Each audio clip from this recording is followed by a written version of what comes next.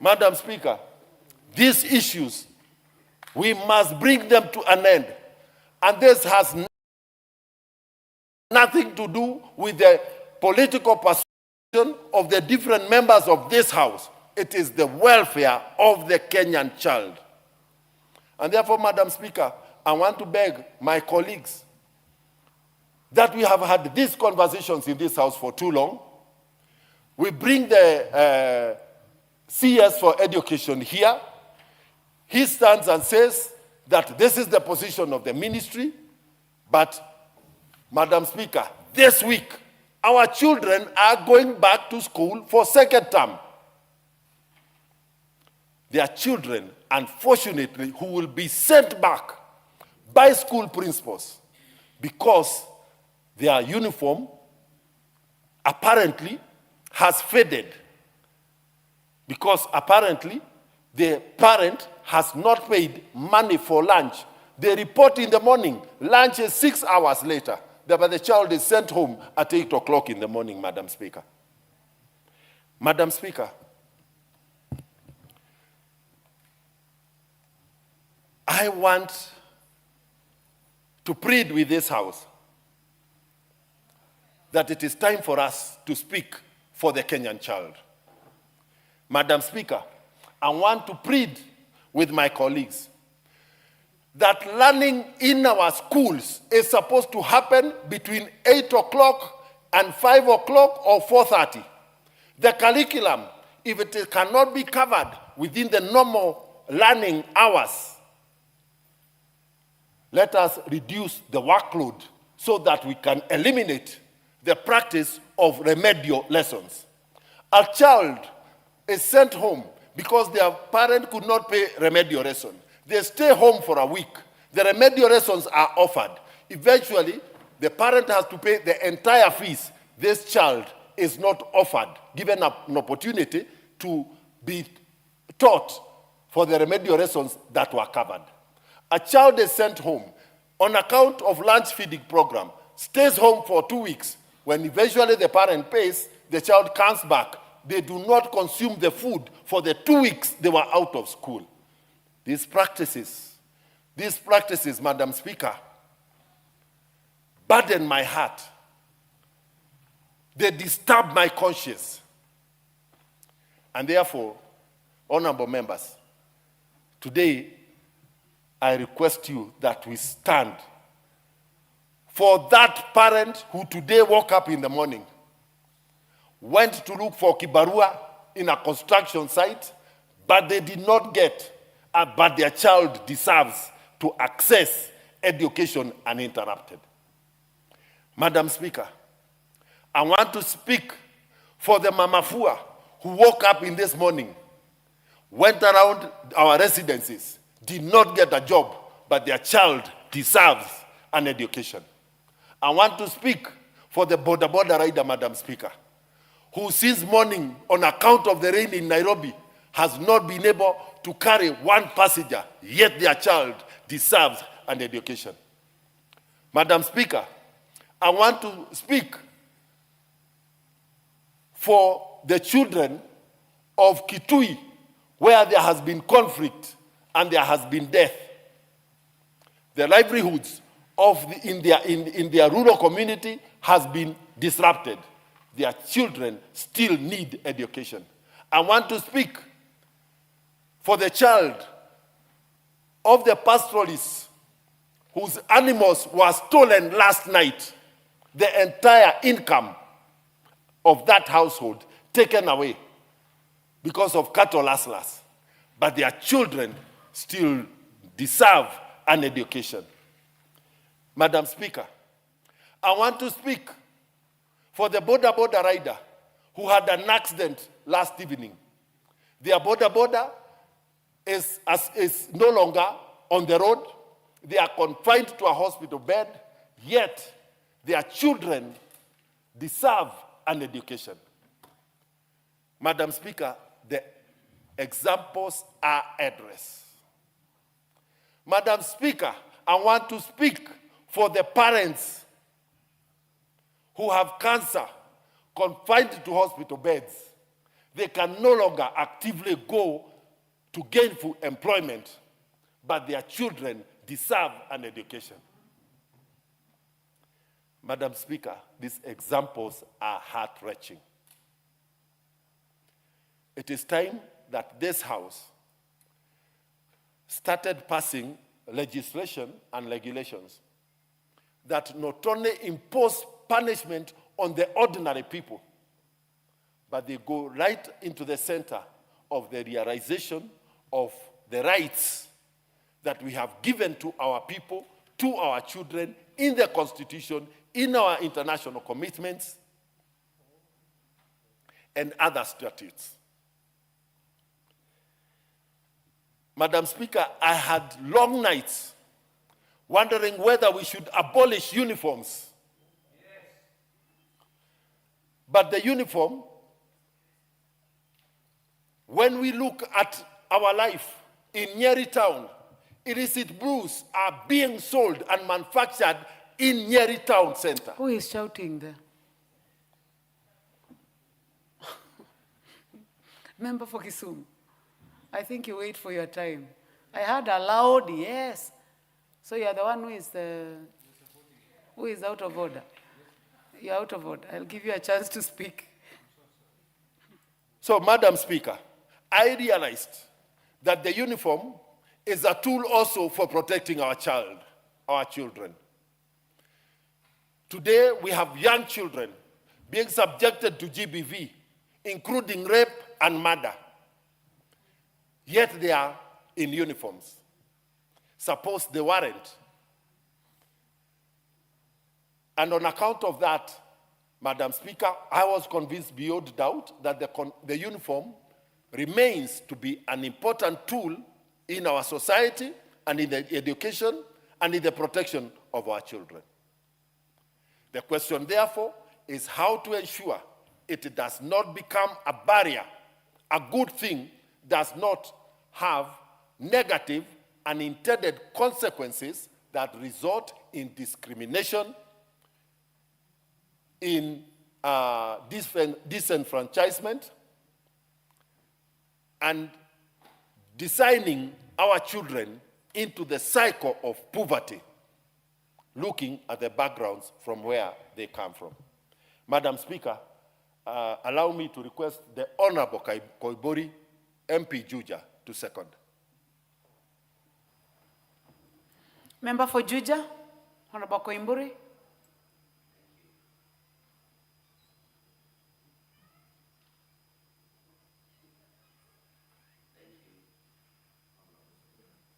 I do second.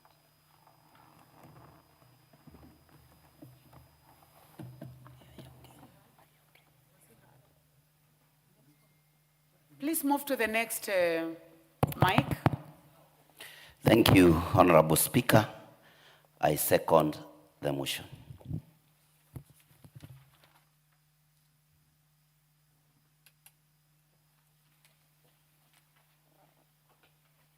I don't need to propose anything.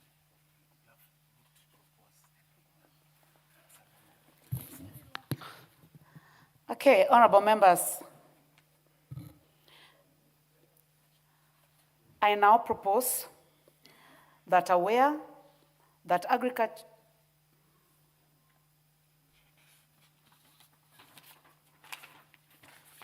I take this again, honorable members. I propose that aware that Article 53(1)(b) of the Constitution guarantees every child the right to free and compulsory basic education, and Article 21(2) obligates the state to take legislative and policy measures to ensure progressive realization of social-economic rights, which include the right to education and Article 43(1)(f). Further aware that the Basic Education Act, Cap 211, obligates the state and school administrators to ensure equitable access, retention, and completion in basic education, and prohibits administrative barriers that exclude learners, noting that the Children Act, Cap 141, requires the best interest of the child to be the primary consideration in all actions considering children including in education, recognizing Kenya's international and regional obligations and Article 2 and 28 of the United Nations on the Rights of the Child, Article 13 of the International Convention on the Economic, Social, and Cultural Rights, Article 11 of the African Charter on the Rights and Welfare of the Child, and the United Educational, Scientific, Cultural, and Organization UNESCO Convention Against Discrimination in Education, which requires states to ensure education is accessible, non-discriminatory, and free from economic or social barriers.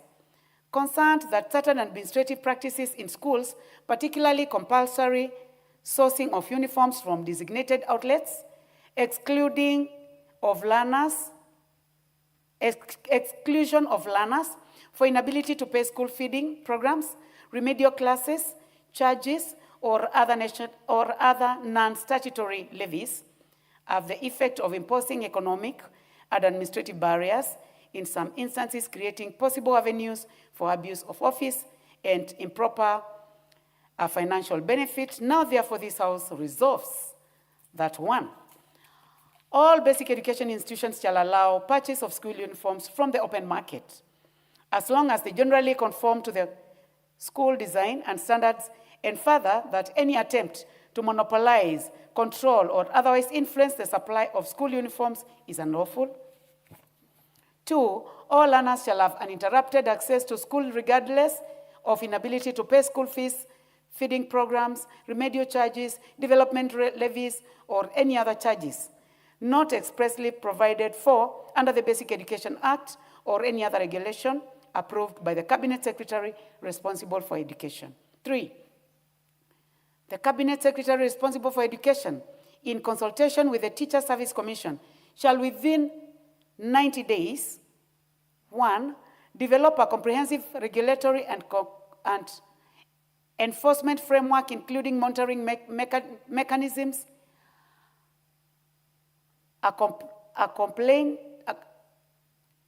complaints and redress systems for parents and learners, as well as nationwide public awareness programs to ensure full compliance. And 2, provide that any person or institution, action or policy that violates this resolution shall be subject to disciplinary action under the relevant statutes, including the Teacher Service Commission Act, the Basic Education Act, and the Children's Act, and the Ethics and Anti-Corruption Commission Act. Honorable members, those who are interested to debate in this can hit the intervention button. I'll start with the Honorable Kasim Tandaza, member for Matuga. Asante Mheshimiwa Spika kwa kunipatia hii fursa.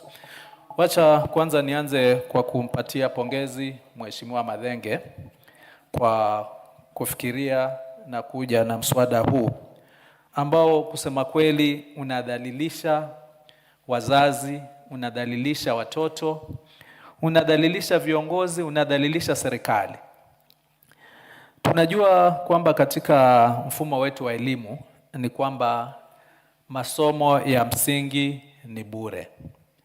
Kuanzia ile shule ya msingi ambayo sasa wanasema inaanzia grade ya 1 mpaka ya 6, kisha baadaye kuna ile ya 7, ya 8 na ya 9. Serikali inatoa ruzuku kwa watoto hawa ambayo inatakikana iwe ndio imesimamia yale masomo yao. La kushangaza kama Mheshimiwa Madhenga alivyozungumza ni kwamba licha ya kuwa pesa hizi hufika mashule hata ijapo kuchelewa, lakini bado huwa zinafika, kamati za shule pamoja na mwalimu mkuu, kwa sababu na hili nitalizungumza ya ufisadi, kwa sababu hutaka fedha za ziada. Zile zinazoletwa na serikali huwa zinakuja kwa kutumia maalum, kama ni kulipia stima, kama ni kulipia mishahara kidogo, kama ni kununua vifaa. Kila pesa inakuja na kiwango chake, lakini kwa sababu wao wanahitaji fedha zaidi, aidha za kutembelea katika shughuli zingine ambazo sio ratiba ya kiserikali, basi huweka hizi pesa zingine za watu walipe, ambazo ni mzigo mkubwa kwa wazazi na wazazi wengi hawajimudu. Mimi nikiwa hapa jana, nikiwa kwangu katika maeneo bunge, nimepata watoto wengi sana, kuanzia wale ambao wako katika shule ya msingi kwa matatizo haya ambayo Mheshimiwa Madenge huu mswada ameweza kuyanukuu, kwamba wamefukuzwa kwa sababu kama alivyotanguliza uniform, na hili swala la haya mavazi yameendelea kuanzia shule ya msingi mpaka shule hizi ambazo ni za sekondari ya chini. Tunajua kwamba anayesoma ni mtoto na mtoto ni akili. Sidhani kama kuna utafiti wowote ambao ulifanywa kwamba ikiwa hujavaa uniform basi akili yako pia nayo haishiki masomo. Sidhani kama kuna utafiti wowote ambao ulishafai kufanywa kwamba mtoto kufanya vizuri ni lazima awe amevaa viatu ndio aweze kufanya vizuri. Mimi nitasema Mheshimiwa Spika kwamba ijapokuwa nilisoma katika zile shule za kimataifa, nilivaa kiatu kwa mara ya kwanza nilipoenda kidato cha kwanza. Nilibeba viatu vyangu katika sanduku nikiwa sina uhakika kama cha mguu wa kulia ni kipi na cha kushoto ni kipi, mpaka nilipopatiwa kwamba sasa naweza kwenda darasani ndio nikavaa, na nilifanya vizuri, na ndio maana niko hapa, na wengine na imani walisomea katika mazingira haya. Kama ingekuwa kulikuwa na vikwazo kutoka wakati wetu, sidhani kama wengi wangekuwa wameweza kusoma na kufika kile kiwango ambacho baadhi yetu waliweza kufika. Kwa nini nyakati hizi tunaweza kuwekea wazazi vikwazo na watoto kuwakosesha haki yao ya kimsingi kwa vitu ambavyo havihusiaji na masomo? Mimi mwenyewe nakumbuka wakati nikiwa katika shule ya msingi, haikuwa karibu na ilikuwa ninaenda, siwezi, wakati huo hakukuwa na haya matarajio ya kwamba watu watakula shule. Kwa hivyo mtu alikuwa anaruhusiwa kubeba chakula chake, aidha utakula peke yako ama utagawanyia mwenzako, na kama hauna utakaa na bado utasoma. Ni nani aliyesema kwamba ni lazima mtoto, licha ya kuwa fee ishalipwa, na sisi kama wajumbe hapa tunahakikisha maofisi yetu kupitia ule mfumo wa kulipia basari, watoto wanalipiwa, lakini bado wanafukuzwa eti kwa sababu hawajalipia chakula? Ni nani aliyesema kwamba ni lazima nile kidheri ndio niweze kusoma kemia vizuri ama niweze kusoma biolojia vizuri? Kwa nini wasiruhusiwe kubeba chakula chao, licha ya kwamba pengine hata si lazima? Na lile swali ambalo lilizungumza, ujue wakati huo basari ya CDF tayari ishalipwa, serikali nayo ishatuma pesa zake, lakini bado mtoto yuko nyumbani. Na wakati akiruhusiwa, ukipata zile pesa za ruzuku za kumregesha, hapatiwi nafasi ya kuwa yeye asomeshwe peke yake vile hakuwako. Kwa hivyo hizi pesa zinaenda bure, pesa ya serikali inaenda bure, ile yetu ambayo inapitia katika mfuko wa CDF inaenda kwa mashule na haitumiki, na ile hali bado itakuwa inadaiwa hakula, hakusoma, ambayo inachangia matokeo mabaya. Na sijui kwa nini zile bodi zinazosimamia shule zinafurahia kwamba watoto wafanye vibaya kwa sababu hawako madarasani, ili mradi tu wao waweze kupata pesa za ziada, ili wakiwa na mikutano waweze kujilipa marupurupu ambayo wanafurahikia. Hili ni jambo la kuhuzunisha, Mheshimiwa Spika, na ndio maana nikasema Mheshimiwa Madenge, huu ni mswada ambao ni wa kuzungumziwa, lakini ingetaka tuweze kutengeneza sheria, kuwe na mswada maalum wa kutengeneza sheria kwamba endapo kamati, bodi ya shule, kwa sababu yule mwalimu mkuu mara nyingi atasema ni bodi ya shule ndio imesema waregeshwe nyumbani. Endapo bodi ya shule itawaregesha nyumbani watoto na vitu ambavyo sio lazima, basi moja kwa moja ile bodi ya shule iweze kuvujuliwa mbali, kwa sababu haisaidii serikali, haisaidii mzazi, haisaidii mtoto, hata haijisaidii wenyewe katika kuchangia kuwa na matokeo bora. Hili swala la uniform, kwa nini mtu wakati anaenda kama ni kidato cha kwanza lazima aende na uniform mpya? Kwa sababu Mimi ikiwa na watoto wangu kwa mfano 3 ama 2, mmoja ashamaliza na anaenda shule ile ile, na uniform ya yule mtoto mwingine bado ni nzuri, haijachafuka, haijararuka. Hata kama imeraruka, kuna uwezo wa kurekebishwa. Mbona iwe ni lazima kwamba ni lazima awe na uniform mpya, awe na kiatu kipya, ambapo wakati alipomaliza ile tunaita grade la 6 labda alikuwa na kiatu tayari kizuri, na sasa ni miezi 3 tu kitambo aende grade ile nyingine ya 7, lakini analazimishwa sasa awe na kiatu mpya, na bila hicho hawezi kuruhusiwa kwenda.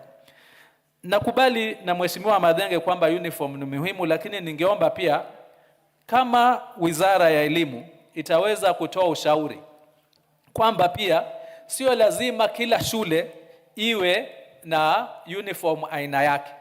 Nina mfano mzuri katika nchi jirani hapa na nitahitaja Tanzania, kwamba katika mfumo wao wa haya mavazi ya shule huwa inaenda kimikoa. Kwa mfano, ikiwa ni Bonde la Ufa, uniform za Bonde la Ufa, mavazi ya watoto wa shule ya Bonde ya Ufa zote zinakuwa aina moja. Itatofautiana na kama pengine ni ukanda wa Pwani, nao wanakuwa na yao. Na hii inarahisisha kwamba endapo nitakuwa na mtoto wangu alikuwa anasoma shule, labda alikuwa anasoma ni Mwamgunga Girls, lakini kwa sababu moja ama nyingine anataka uhamisho, anaenda shule nyingine kama ni Matuga, uniform bado ni hiyo hiyo. Hapo mzazi anakuwa na nafuu, atakuwa na nafuu, hana haja ya kununua uniform nyingine. Kwa hivyo haya ni mawazo ambayo nafikiria tukiendelea mbele katika kusaidia hili janga, hizi gharama za kununua uniform, pia isiwe ni lazima kwamba kila shule ni lazima iwe na sare yake maalum, kutofautiana na shule jirani, ambapo wakati mtu anataka, na hii imefika kwamba kiwango cha kwamba hata katika hizi shule ambazo tulikuwa tunazungumzia, mtu amesomea shule kama ni Vyongwani primary akafika hiyo grade ya 6, anarudi kwa grade ya 7, shule ni hiyo hiyo, wazazi wetu hawana uwezo, tunawajua sote, lakini bado anatikana abadilishe sare ambayo miezi 3 tu alikuwa amevaa na haijararuka, lakini aiache aweze kununua nyingine. Ikiwa wazazi, mzazi anao uwezo ni sawa, lakini hili swala la kwa sasa ni lazima mpaka inafikia hicho kiwango ambacho Mheshimiwa Madenge na sisi wahusika inatukera, ni ile kwamba mtoto anaambiwa sasa hawezi soma ili hali ako na sare ambayo bado anaweza kuitumia, ako na viatu ambayo anaweza kuvitumia, lakini rangi peke yake ndio inatofautisha. Na kama nilivyotanguliza, mavazi hayahusiani kamwe na uwezo wa mtoto kusoma na mtoto kufanya vyema. Asante Mheshimiwa Spika kwa kunipatia fursa, na iunga mkono hoja hii. Asante. Kabla tujaenda kwa mbunge mwingine, ningependa kuchukua fursa hii kukaribisha wageni wetu ambao wameketi katika public gallery leo. Wanafunzi kutoka ACK Ziwa Senior School, kutoka constituency ya Soi, eneo bunge la Soi katika kaunti ya Uasin Gishu. Mumekaribishwa katika bunge kuendelea kuona vile bunge linavyofanya kazi. Asanteni sana. Nilikuwa nataka kuendelea kwa Kiswahili kama vile Mheshimiwa Tandaza alikuwa ametuanzishia. Na hiyo ningependa kupatia mbunge wa Baringo aweze kukaribisha hao wanafunzi ambao wanatoka upande wa Uasin Gishu. Asante sana Madam Speaker. Ningependa kuchukua fursa huu kuwakaribisha wanafunzi kutoka Soi. Na hoja ya nidhamu kutoka kwa Mheshimiwa Tandaza. Mheshimiwa Speaker, hapa kuna wanafunzi ambao na imani watatahiniwa katika somo lao la Kiswahili, na itakuwa si vizuri wakati mheshimiwa ambaye anawakaribisha anatumia lugha ambayo si sanifu. Sijasikia kwamba anawakaribisha kwa wakati ule alikuwa anazungumza. Kwa hivyo tafadhali upatie wanafunzi Kiswahili sanifu ili wasaidie wakati wa kufanya mitihani yao. Asante. Mheshimiwa Baringo ameanza kwa kuambia anachukua fursa huu. Sasa sijui hapo ndipo Mheshimiwa Tandaza anasikia amekerwa. Sijui ni fursa hii. Unaweza kuendelea kutoka hapo kwa fursa hii. Hiyo ni ngeli ya... Endelea mbele sasa. Asante sana. Nachukua fursa hii kuwakaribisha hapa bungeni, mjisikie mkiwa huru, na niwaeleze kwamba chumba hili ni chumba ambalo inadhaminiwa sana na kila mmoja wetu. Tukiwa hapa bungeni tunashirikiana vizuri, tunafanya kazi ya kutunga sheria ili tuweze kusaidia Wakenya. Na mimi nawaomba mtie bidii kule shuleni na muweke nidhamu mbele, ili kesho pia muweze kuwa na nafasi ya kuwa viongozi kama sisi, na zaidi weka bidii kwa masomo, kwa sababu masomo ndio funguo la maisha. Anashukurani sana. Asante Mheshimiwa Spika. Asante sana Mheshimiwa wa Baringo. Katika screen ninaona jina la Mheshimiwa Ochanda, mbunge wa Bondo. Mheshimiwa Kasim Tandaza atatuambia hii screen itahitaji kwa Kiswahili wakati wa chakula cha mchana. I believe haitakuwa tofauti na screen. Thank you, Madam Speaker. Madam Speaker, this is a very critical motion. Really critical. There's a lot of disorder in education as a sector generally. More so now when we're talking about the basic education, the amount of disorder is enormous. And I think schools, individual schools, are doing things the way they want. There's no set standards. The way the ministry is running some of these things through circulars, field officers under the Ministry of Education are only waiting for new circulars. They are not implementing anything that they know that can work. So every school is doing their own things. Every school board is doing their own things. So you can imagine what's happening. And the amount of collision between a few people in the boards and the head of institutions is so bad. Yeah? They can sit, decide on certain things, then that becomes like a resolution of a parents' meeting, and then the thing gets to be implemented through across students or pupils. So, Madam Speaker, when you look at what's happening in our schools now, each school is doing their own things. Yeah? Each school is busy doing their own things. And as they are busy doing their own things, those who are suffering are kids of this country. They are children of this country. And they are suffering big. You get in today, schools were opening, I think, since yesterday or so. Immediately they enter into school, they are chased away. They go back to home over small things.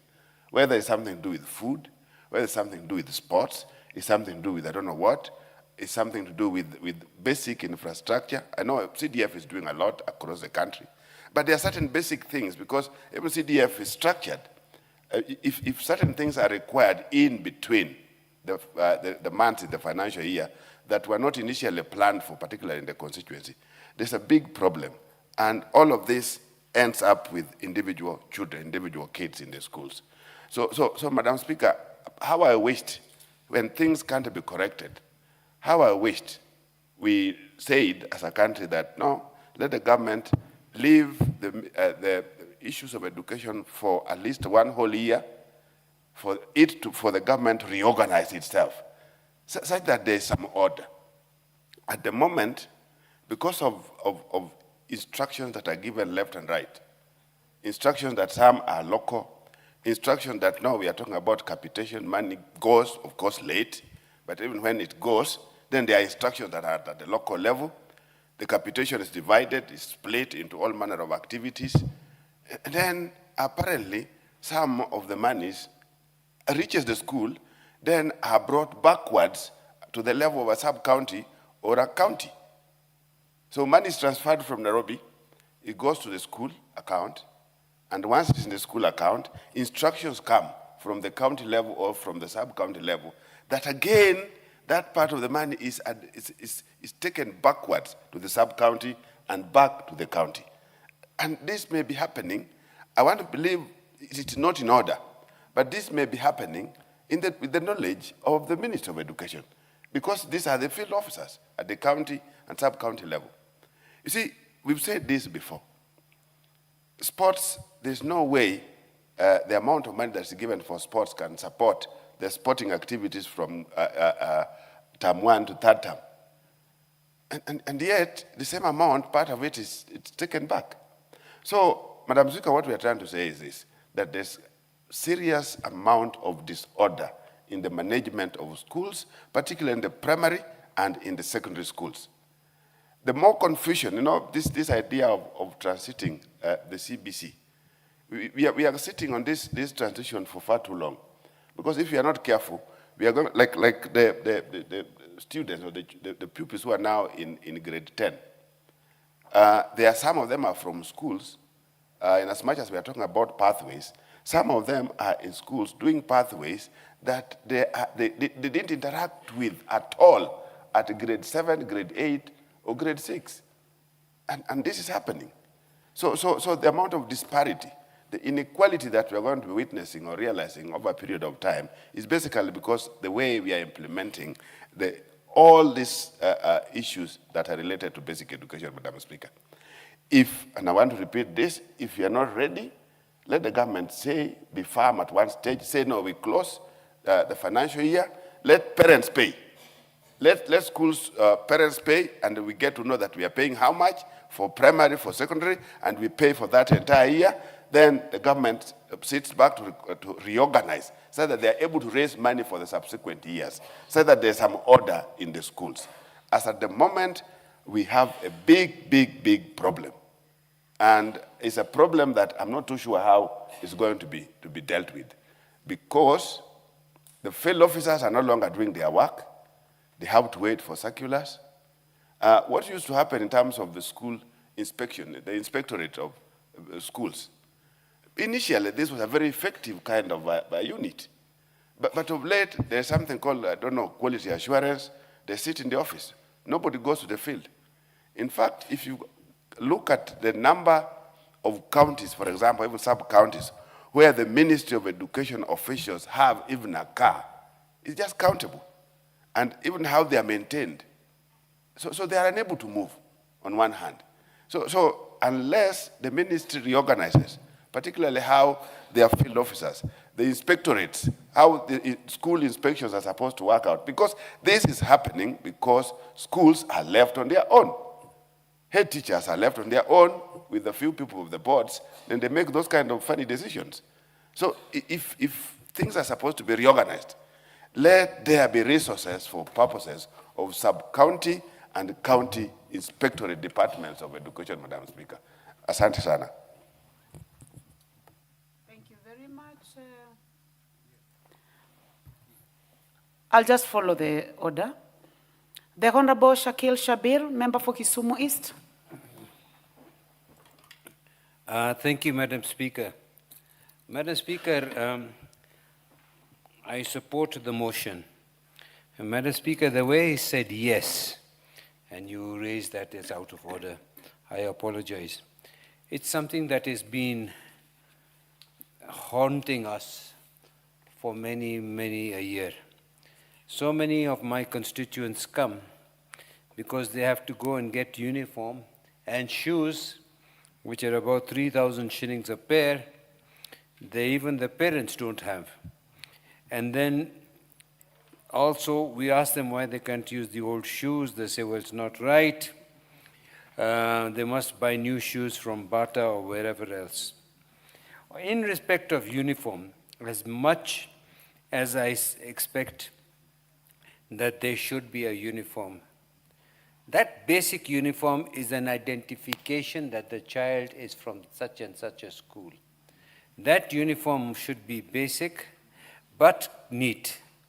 And I see no reason why we should not allow mothers at home to sew that uniform for their child, or other single mothers and widows who can sew that uniform for their child. It gives them work. It also gives them the ability to make sure that the uniform is of the regular size. Madam Speaker, I have 4 children who are 6.5 years old. We have never got the right size. Some is big, some are small. So I think this issue of uniforms is very important, that it should be maintained, but there should not be a requirement to get it compulsory from the school or any designated outlets. Madam Speaker, I know for a fact, there's somebody who I know very well in Kisumu. He gets a kickback. He gives a kickback of every uniform, everything that is purchased from that particular institution, and he gives a kickback to the head of the institution. Madam Speaker, there's another one which has not been brought on. 4 reams of newspaper, photocopying paper. What in heaven for? Here you have children, you have to work with 4 reams of photocopying paper. They don't even have a photocopier in the office. So what is the reason for 4 reams of photocopying paper? It is not under the Basic Education Act. Yet those 4 reams must be unopened and must be of certain quality. You know why, Madam Speaker? Because they take them back to the place where they are purchased and get credit for it. Bus levy. My brother, Honorable Duncan Muthenge, maybe forgot. Madam, we go and buy buses for schools. They don't have classrooms, they don't have laboratories. Now then, when they realize, some of them, some members of parliament used to pay a basic down payment and then advertise everywhere, we bought 10 buses for 10 schools. And they put maybe $1 million shillings down and 90% is being financed. That means that the school has to pay for the financing of the bus and the running of the bus. I myself have purchased a bus, reluctantly so. Madam Speaker, I was in Prince of Wales. We used to use a lorry, and we sat in that lorry. And when we were not sitting in the lorry, it was going to go and get sand and other things. Now you have these funny buses. Each school wants a bus, whether they have their classroom, they're not. And then, now that they cannot pay, they put a bus levy. A bus levy for every child, whether that child is going to go on the bus or not. And these children are then sent home for bus levy, which they are not going to use, which is totally illegal. They're sent home for food, and they can bring their own food, sometimes better than the one school gives. They also, at my time, and I think my brother Duncan is about not too much younger than me, we used to have Nayo milk, or I was even before that, Kenyatta milk. We had milk in school, then we had Nayo milk. Now they have these organizations who come and say that they are going to give lunch, and you have to come at 50 shillings or 150 shillings, 50 shillings per thing. Some people, the children cannot pay for that lunch. Yet in Nairobi and Dagoretti and other places, I'm told there's a machine that can put 1 million chapatis a day. In Dagoretti, they've been advertising that they have paid for everybody to be eating lunch, which is not probably the truth, not entirely.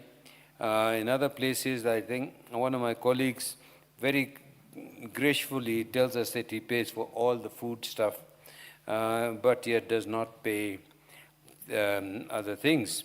So we are worried. In the 10th Parliament, Madam Speaker, one of my colleagues from the Northeastern, instead of putting up classrooms, he was sending food and he was sending water. I don't know, Mr. Speaker, where you were there with the 10th Parliament. It was taken and told by CDF that this was illegal. And he said, listen, my brothers, if I don't send them water and food, they will all die or they will run away. So what is a school for? The school is for educating of the children. So whether we do that in a mobile school run under camels or whatever, it is a school. There is another element, Mr. Speaker. Sir, these quality assessment officers, these field officers, they all want, if you ask for an assessment of a school, they will say, we want allowance, we want to be paid fuel and lunch. Yet, the Ministry of Education has employed them to do exactly that. Mr. Speaker, I don't know in your constituency, but mine, some of these Ministry of Education officers have four-wheel drives better than mine. They are purchased by the ministry. And so they go around with these four-wheel drives in funerals and other places, but not for what it is meant. So now if they want a quality assessment for a school, even if the school wants it, even if the children want it, we have to raise money. Then, Mr. Speaker, teaching is a calling, and we need people to be enthused to teach. Nowadays, we go to schools, Mr. Speaker, and they have what is called a prize-giving day. You know what they give the prize to? It is called encouragement and motivation of teachers. Mr. Speaker, these people are being paid. Some of them under TSC are being paid more than 50,000 shillings a month. Yet, they want motivation and encouragement. If you don't give them motivation and encouragement, they find ways and means of not teaching. Mr. Speaker, sir, not long ago, maybe last year, we came across a school in my constituency where the principal used to leave on Thursday morning or afternoon and say he's a Seventh-day Adventist, and he'd come back on Tuesday. And his vice principal likewise were the same lack of discipline. Likewise, the teachers were the same lack of discipline. And they would literally, the students would come and there was nobody. And out of 120 students, Mr. Speaker, sir, 118 got E's. So I was wondering what is going on.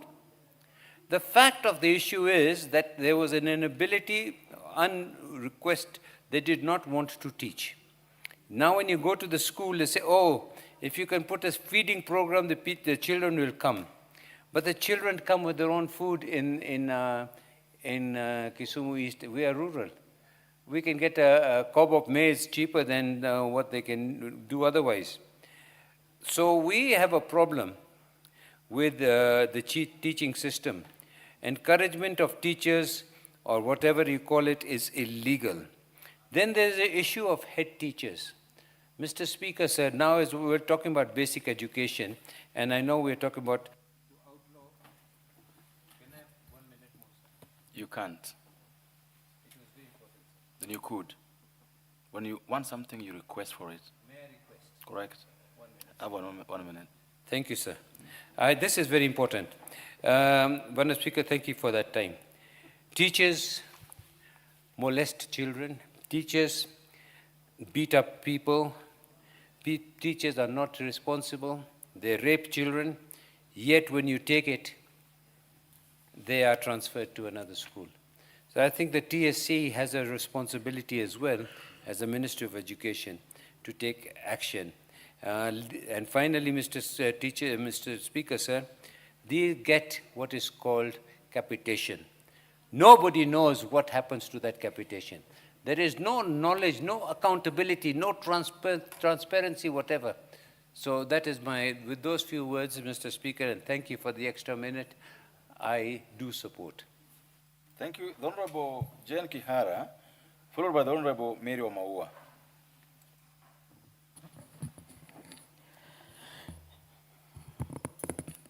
Thank you, Mr. Speaker, for this chance.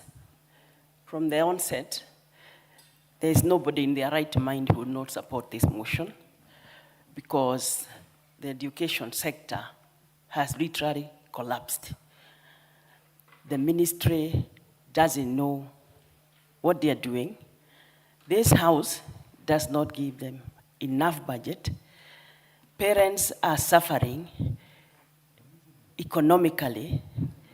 So all those problems that Honorable Mathenge was trying to elaborate are obvious, and we all know them. But the problem is, Mr. Speaker, when you talk of uniforms, instead of the head of state addressing that problem, from a sunroof of a car, he tells teachers to allow kids to go to school with or without uniform. I think we need to be honest with ourselves in matters education. Where did the rain start beating us? Because those parents, they are with us. We know them. Some of them have no food to give those children, leave alone school fees. Because the government has refused to address the economic affairs or the high cost of living, so that everything else will fall into part. Nobody is interested now, especially the workers. I want to say here and now that the sub-county education office director in Naivasha comes to school or comes to the office when he wants. When there is a function, he's never there, so he doesn't know the problems we are facing. Mr. Speaker, today, in the newspaper, the news was, or what was there is that absenteeism of teachers, because they are all over trying to do side hustles so that they can make ends meet.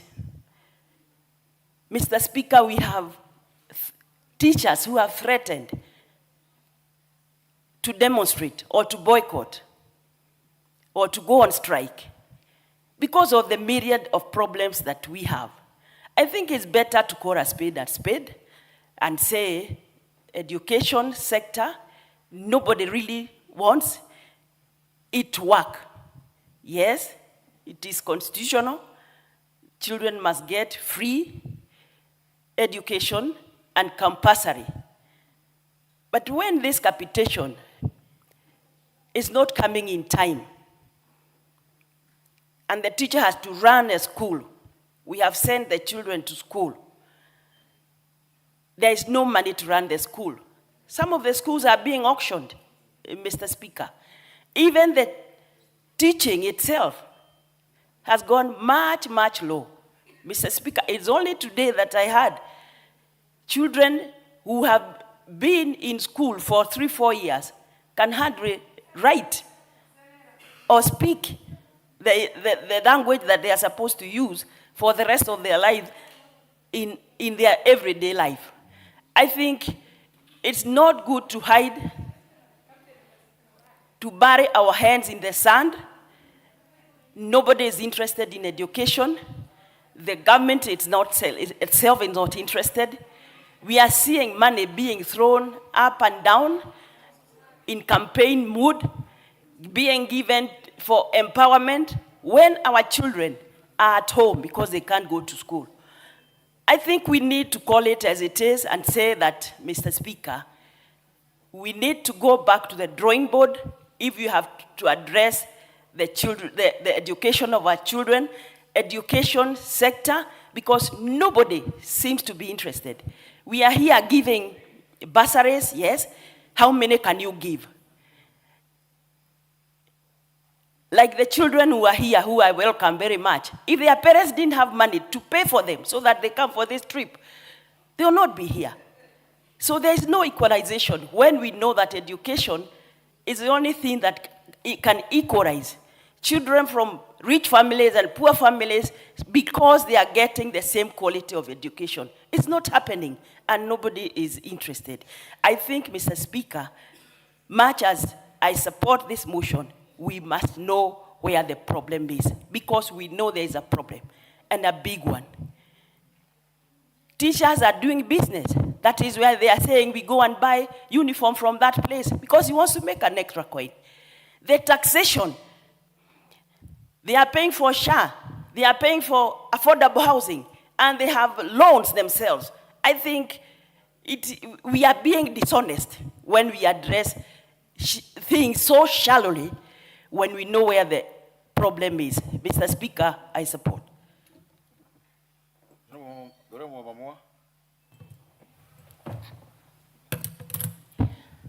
Thank you, Speaker, for giving me a chance also to speak to this motion, and allow me to start by congratulating the member, Honorable Madenge, for bringing this motion. It touches on a very sensitive ministry, whereby we are molding our students or children by impacting knowledge so that they can be good leaders or future leaders tomorrow in all manners of way. Mr. Speaker, I'm a teacher by profession, and once a teacher, always a teacher. And I want to say that this sector of education is faced by myriad problems, and I would support majority of the honorable members who have spoken of this, starting from some of the areas that we still have staffing problems of teachers. And I want to congratulate the government because within a period of around 3 or 4 years, we have employed more than 100,000 teachers, but still, staffing is still a problem to some areas. This is one of the problems. Another one, it has been mentioned that from our time, we hear of teachers who are striking as they try to request the government for their salaries to be hiked. During this time, you know, our student loses the lessons they are supposed to, and when the teachers are caught back, they may not be able to recover all what was supposed to be taught within that time, and there are some students who are supposed to do a national examination by the end of the year. Mr. Speaker, also, due to the thin pay slips, as far as our teachers are concerned, it is true there are those of our teachers who are really absenting themselves with the funny reasons, but it's because they are going to look for side hustles so that they can be able to supplement their pay slips and be able to cater for everything that is around them because of how the economy is. Mr. Speaker, we also agree that there are drugs and substance abuse, right from the teachers to the students. These are also social issues as pertained in that motion of the Honorable Madenge. We also have lack of supervision. There are no inspections that are being done in our schools. Another time I was telling the sub-county director of education, when I was a teacher, we could hear that there is inspection that is to be done, and we used to shake, looking at if you have prepared well, if your whatever is supposed to be done is in place, and also what is expected to have been taken place as far as the students is concerned is in place. But today, the teachers here of the inspection or any educational officers coming to the school, and they don't even move an inch, meaning there is something that is lacking. And if at all, right from there, the inspection is not done properly, then you can imagine of these problems that we are talking about, which are happening to our schools. I come to the areas of the lunch program. Mr. Speaker, it is true. We have the lunch programs because there is the policy that there is education for all, and we are not charging anything in our day secondary schools apart from the lunch program. But you're also finding that in some schools, the lunch program is too much. The amount that has been put to be paid by the end of the year, divided into 3 terms, some is hefty. You find there are schools which are being led by parents who are able, and you find that there is even an egg or a bread at 11 o'clock. You find some of the students who come from the very needy families, they cannot be able to afford this. And you know, when we are giving bursaries, we do not give enough, especially for big constituencies. And I give an example of mine, Maragua constituency, where I give 3,000 which is not enough to all the students who have applied. And 3,000 per year is